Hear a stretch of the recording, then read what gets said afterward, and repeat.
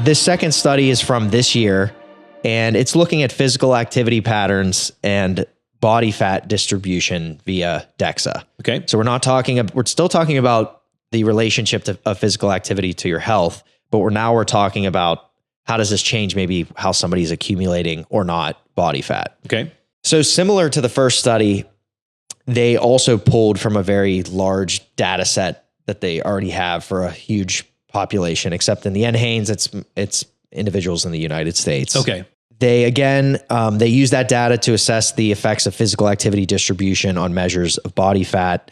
And in this study, they were categorized as either inactive, regularly active, which reflects that more evenly distributed pattern, and weekend warriors, those who are active but only just 1 to 2 days a week. Both of the in a very parallel manner, the lower body fat metrics were seen in both of the active groups. Wow. Not a major difference between the patterns. Yeah. And of course, those who were inactive, there was a much more significant difference. So why look at another paper like this? Again, there's the pie is large. There are many ways to measure health. And we know that looking at the way that individuals accumulate fat, where fat depositions are and such, we see higher or lower associations with metabolic risk, impaired glucose tolerance, hyperglycemia, hypertriglyceridemia, all of which increase the risk for diabetes and cardiovascular disease. Sure. So very much along the same vein of health metrics that we care about. We know that individuals who are more active, who consistently are meeting the aerobic guidelines, that threshold we've mentioned time and time again, are better able to maintain healthier levels of body fat. Right. And so so the way that they did this as in contrast to the first paper, this one looked at self-reported data. So they used it's called the GPAC. They use a validated questionnaire basically to examine somebody's their activity patterns. Okay. So it wasn't an accelerometer worn for 1 week. Right. It's self-reported, but theoretically over a longer period of time.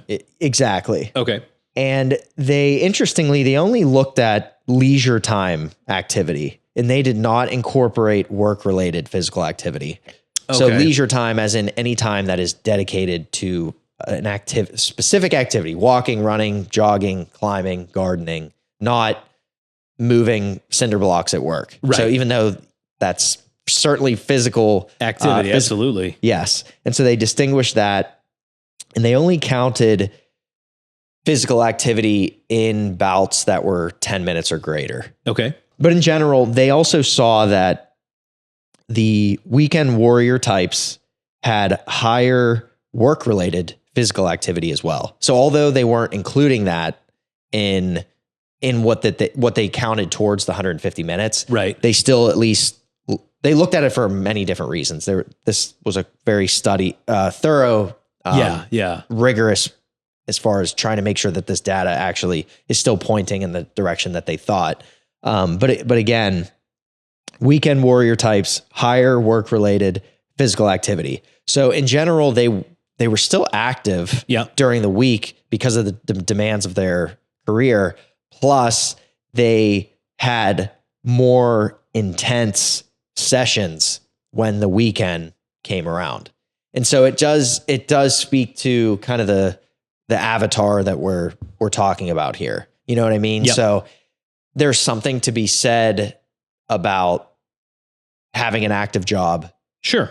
Maybe not having the energy or the time to do anything additionally physical after your active job. Yeah. And then to still push it that's awesome to still push it on the weekends or on the 1 to 2 days that you have the time, and still have these specific markers of health that are very similar, if not better, than those with the evenly distributed pattern.